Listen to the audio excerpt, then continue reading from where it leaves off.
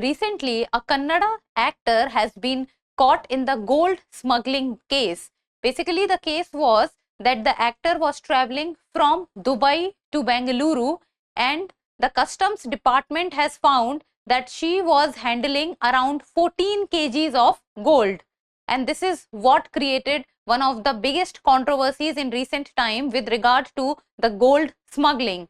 Hello and welcome to the in-depth series section of Drishti IAS. I'm Aisha, and in today's episode we will be talking about that what are the rules in India which govern the smuggling of gold. So first of all, let us understand the points of discussion. First we will be looking at the news, and then what is the case all about, laws on gold smuggling in India, then customs duty for gold, what are the punishment if one does not follow the rules, and in the end a prelims MCQ. Topic is of relevance from General Studies paper 2 with regard to the Customs Act, and also paper 3 with regard to money laundering and smuggling.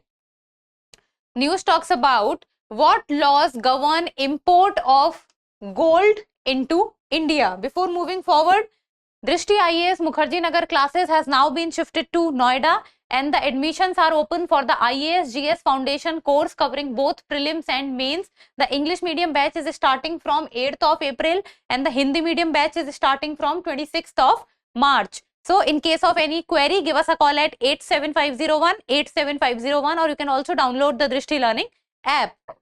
So the news talks about that the Special Court of Economic Offences in Bengaluru has rejected the bail plea of the Kannada actor. So after being caught with 14 kgs of gold, the actor was sent to the police custody and now she applied for the bail, but the Special Court of Economic Offences in Bengaluru has rejected the bail plea of the actor. And the actor was allegedly smuggling over 14 kgs of gold on a flight from Dubai to Bengaluru.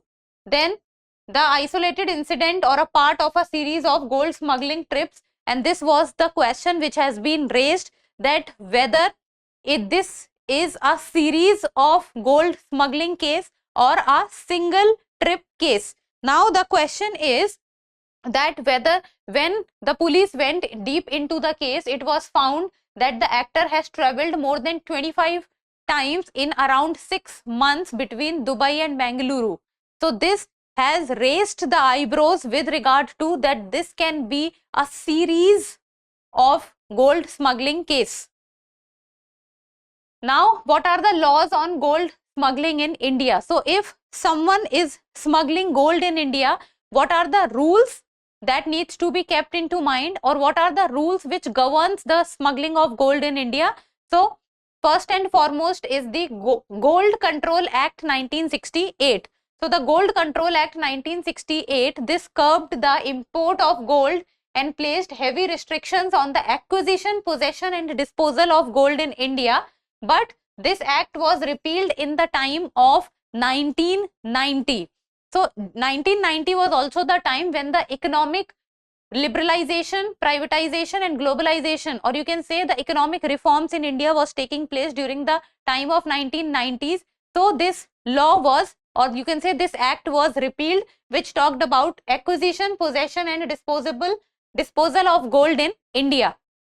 And if we talk about the gold in India, then gold, you can say, is also an obsession in India, or gold is also an obsession when it comes to females, because gold is not a material for them. This also constitutes emotion, and gold is a part of daily life of people in India with regard to, you will see so many people wearing gold items, or you can say the sovereign gold bonds issued by the RBI is there, and then there is exchange of gold. So everything, people deal with gold in day-to-day lives. So India, you can say, imports more than 3.5 lakh crore gold on an yearly basis. So this holds a very large chunk, and as of now, if we will see that the gold price is on a bullish trend, and on daily basis you will see that the gold price has been on a rise. And if you will look at the prices of gold in the last around 2 to 3 years, then you will see the ever going upward trend. So this is how important gold is for our country. So till the time 1990, gold came under the Gold Control Act 1968, which was repealed during the time of 1990s, and then came the economic liberalization in 1990s in India, and government modified its approach, imposing an import duty on gold. So import duty was placed on gold during the time of 1990s, and the import duty rate was rupees 250 for every 10 grams. Rupees 250 for every 10 gram. Now you can ask, what is an import duty? Now duty and tariff with regards to economy is very much in news, and you can say it is the talk of the town, because the US president uses the term tariff or duties on daily basis. So the term tariff, duties are in news. Now import duty is, like for example, this is country 1, this is country 2. Now this country is exporter of gold and country 2 is importer of gold. Now when the gold is coming from country 1 to country 2, now what will happen, that when country 2 will import the gold, it will put a duty on the gold for the import of gold from outside. Now for the import of gold from outside, a duty is placed on it. So during the time of 1990s, it was thought to put a import duty on gold, and this was rupees 250 for every 10 grams. It means that if 10 grams of gold is being imported, on that 10 grams of gold, rupees 250 import duty will be placed. Now after this change was made, this led to a boom in gold import in the coming years. So the gold import was massive, or the gold import started to go in an upward trajectory after the import duty was placed. So this led to the boom in the gold import. Then the gold imports are largely governed under the Customs Act 1962 and by the Central Board of Indirect Taxes and Customs. So in India, the gold import comes under the Customs Act of 1962. Customs Act 1962 and by the Central Board of Indirect Taxes and Customs. So these two things govern gold in India. Then the baggage rules 2016 it talks about, and the baggage rules 2016 also comes under the Customs Act 1962. So the baggage rules of 2016 it talks about that the custom duty for gold may differ depending on the amount of gold carried by the passenger and the duration spent abroad. Like for example, if one passenger is carrying half a kg of gold and the other passenger is carrying 1 kg of gold, then the customs duty will be put differently on both depending on the quantity of gold they are carrying. And also it depends that the number of or the amount of time the person has spent living abroad. Like for example, if someone is coming back to India from Dubai after living for 4 to 5 days, while on the other hand someone coming back to Dubai after living for years, so then also the import duty put on gold will differ. Now customs duty for gold. So how the customs duty for gold as of now is placed? So that is 3% customs duty for men carrying 20 to 50 grams of gold and for women carrying 40 to 100 grams of gold. So then 3% customs duty will be placed. 6% customs duty for men carrying 50 to 100 grams of gold and women carrying 100 to 200 grams of gold.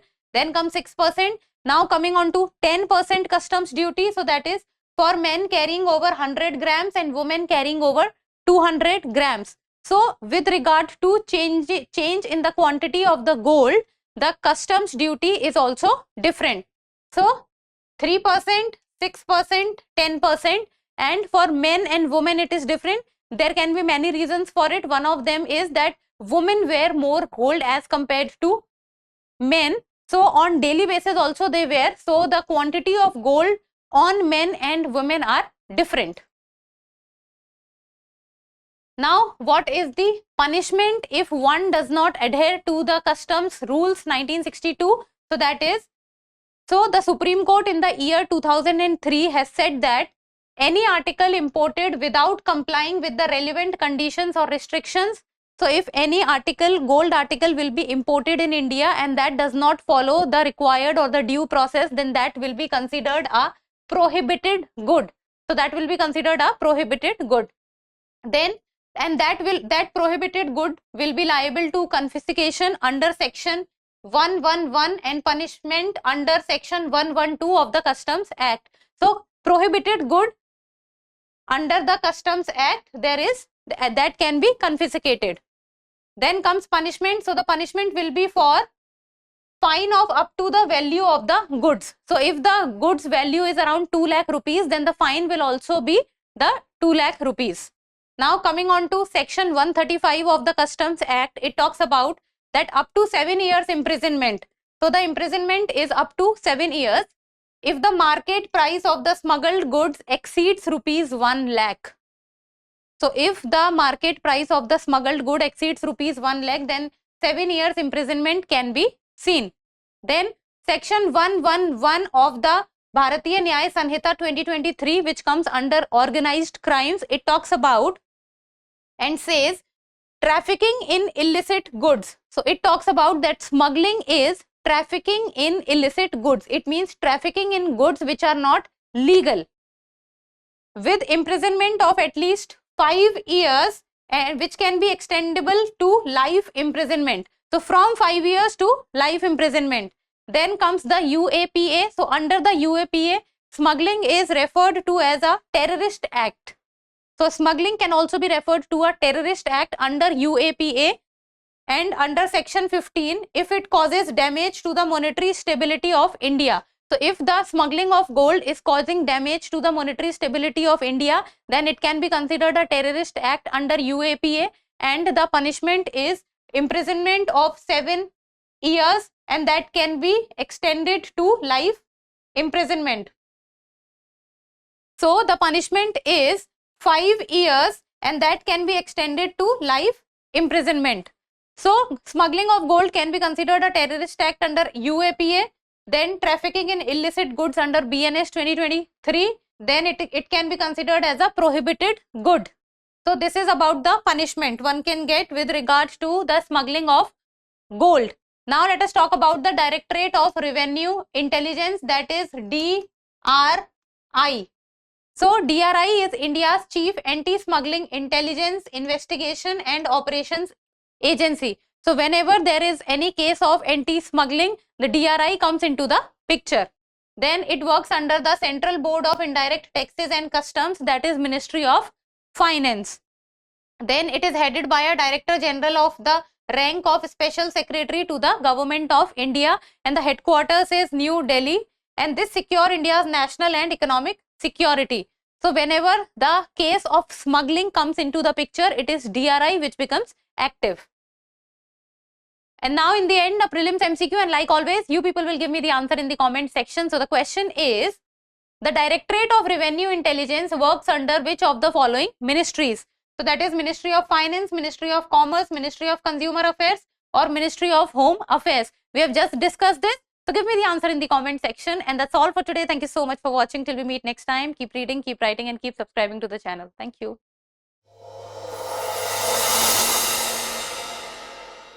For more informative content, like, share and subscribe, and do not forget to press the bell icon to get the notifications.